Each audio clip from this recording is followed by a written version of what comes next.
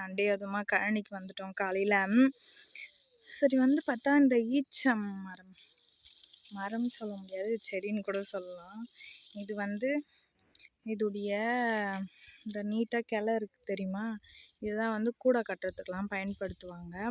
ஆனால் இது வந்து முள் பயங்கரமாக இருக்கும், கையே உள்ளே விட முடியாது, குத்தும்.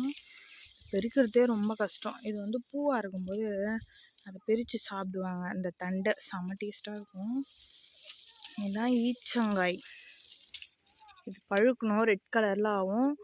இன்னும் கிட்டத்தட்ட ஒரு 2-3 வாரம் ஆயிடுச்சுன்னா முத்திடும் போல். பாருங்க, நல்லா பிளாக் கலரில் ஆயிடுச்சுன்னா செம்ம டேஸ்ட்டாக இருக்கும். நம்ம பேரிச்சம்பழம் மாதிரியே, ஆனால் சின்ன சின்னதாக இருக்கும். இதை அவிச்சி சாப்பிட்டா கூட இன்னும் டேஸ்ட்டாக இருக்கும். இது நல்லது ஆகணும் உடம்புக்கு. இதுடைய இந்த கூடை கட்டுறதுக்கு இது பேர் கசங்கன்னு சொல்லுவாங்க. இதை கூடை கட்டுறதுக்கு தான் அநேகமாக யூஸ் பண்ணுவாங்க. ஆனால் முள் பயங்கரமாக இருக்கும். யாரெல்லாம் இதை பார்த்துருக்கீங்கன்னு கமெண்ட் பாக்ஸில் கமெண்ட் பண்ணுங்கள். பிடிச்சவங்க லைக் பண்ணுங்கள். பாருங்கள் எவ்வளோ இருக்குதுன்னு பாருங்களா, ஃபுல்லாகவே இந்த செடி ஃபுல்லாகவே.